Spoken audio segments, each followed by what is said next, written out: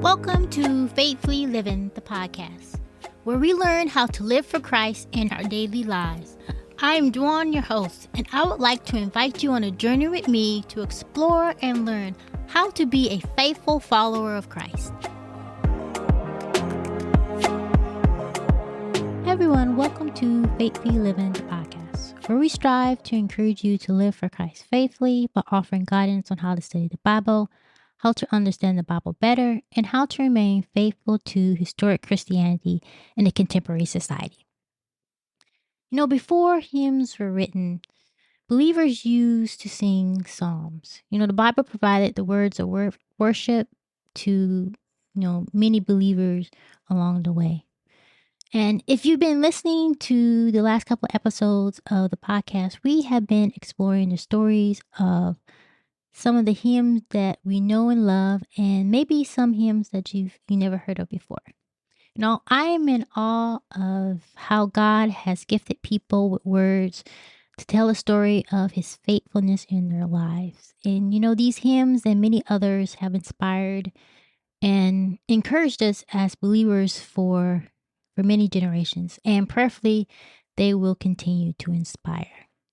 In today's episode, we're going to dive into the incredible story behind the hymn, I'd Rather Have Jesus. You know, it's a moving story that speaks to the heart of faith, redemption, and the eternal choice to prioritize our relationship with God over the temporal pleasures of this world.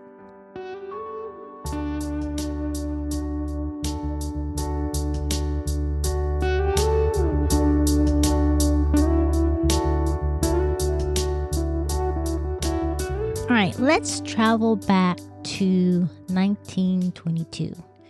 It's when this hymn was written, and it was written by Rhea F. Miller. You know, the words were inspired by a personal story of her father's journey to faith and the lasting impact it had on her. Here are the lyrics that she penned. This is the first verse. I'd rather have Jesus than silver or gold. I'd rather be his than have riches untold. I'd rather have Jesus than houses or land. I'd rather be led by his nail-pierced hands. And here's the chorus. Than to be the king of a vast domain, or to be held in sin's death sway. I'd rather have Jesus than anything this world affords today. You know, this hymn's inspiration came from her own father's life, a man who lived a life very different from the one that he found through faith.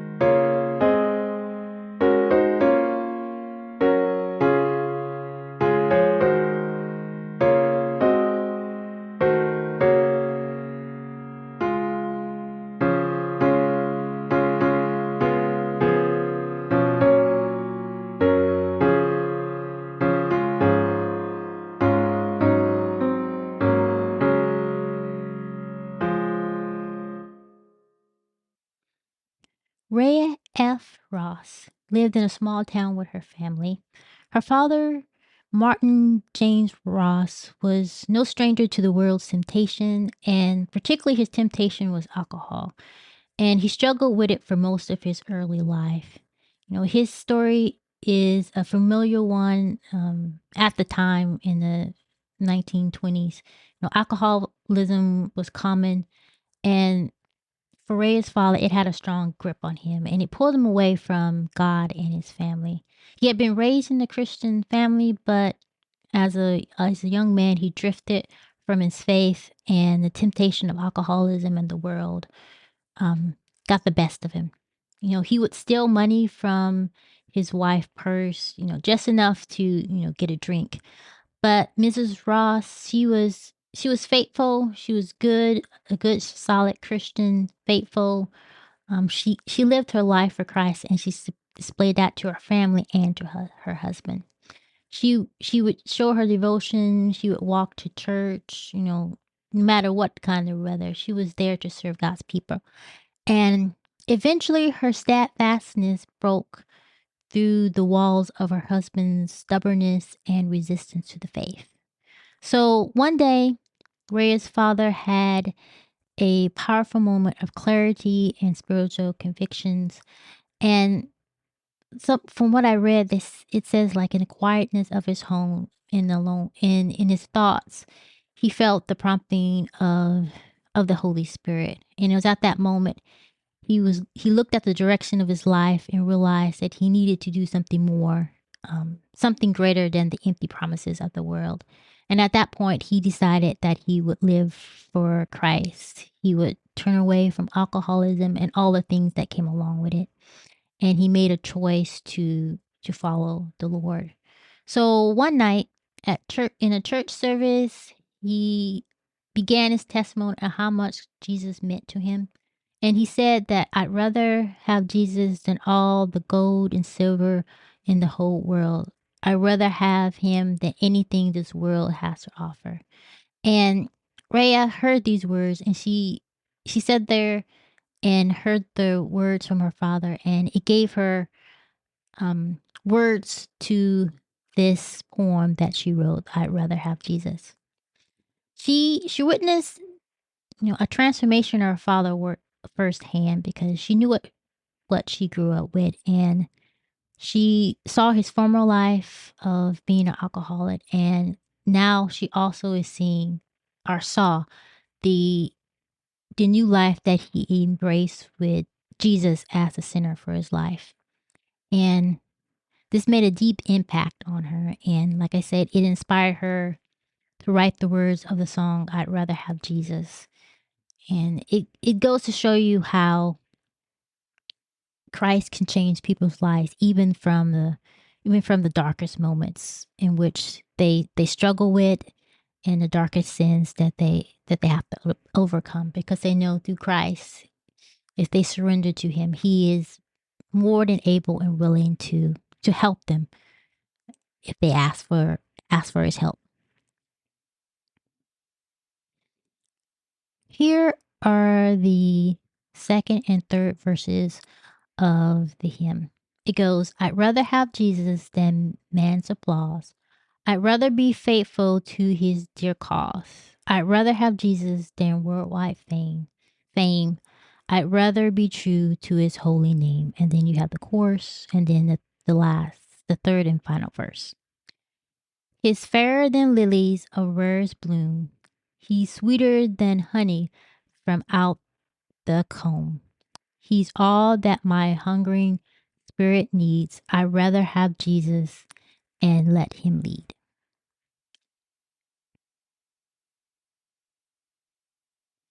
All right, so we're going to fast forward a couple of years where we meet another key figure in the story of this hymn, George Beverly Shea. You might know him as one of the voices behind the most beloved hymns, alongside Billy Graham and Billy Graham in his crusade.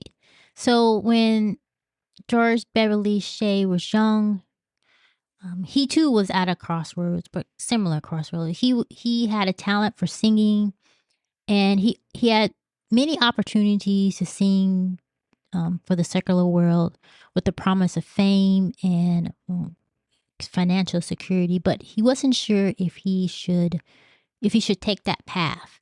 And one day, as George was wrestling with this decision, he came down to his family piano at his parents' home and found Rhea Miller's words lying there, propped up by his mother. And she had placed the sheet of lyrics, I'd rather have Jesus, on the piano, and hoped that it would inspire George. And he sat down, he read through the lyrics, and found himself deeply moved by his message.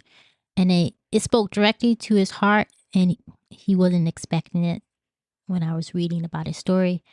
And the hymn about choosing Jesus over everything the world could offer mirrored the decision he was struggling and wrestling with. Should he follow the secular path, or should he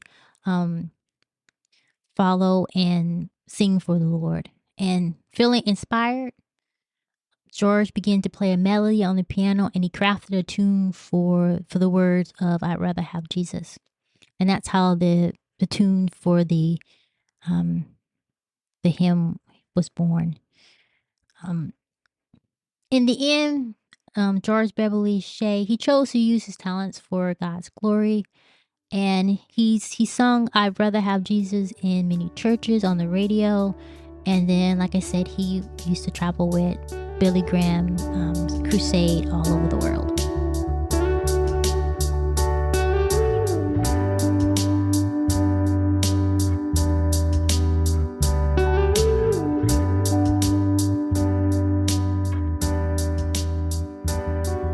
Wow, wasn't that two incredible stories of God's goodness, faith in the life of Rhea Miller's father and George Beverly Shea?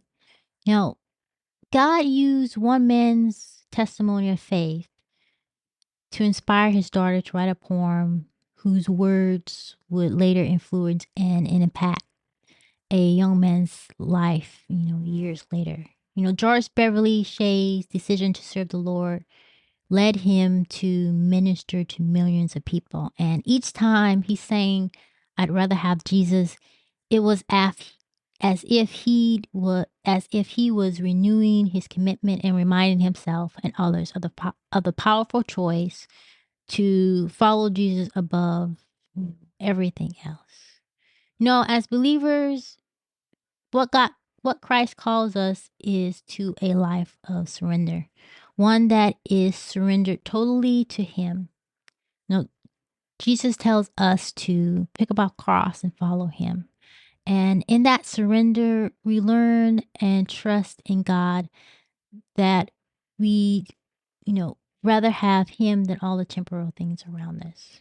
Now, I think that's why this hymn has stood the test of time, because it speaks to a decision that every believer, is going to face at some point in life. I'm pretty sure we are going to face that multiple times in our life, if not at least once. It's not just a song, it's an invitation to ask ourselves what we truly value. And for those who, like Rhea Miller's father or George Beverly Shea, decide to choose Jesus, this hymn becomes more than just word. It becomes a prayer, a declaration, and a reminder of what really matters. All right, so I hope this episode was inspiring for you. Thanks for listening, and don't forget to subscribe and share this with somebody who needs to remember what really matters. And until next time, remember, God is always good and is always faithful. Thank you for listening to the podcast. Do me a favor by following the podcast and leaving a review to help spread the word. I look forward to hearing from you.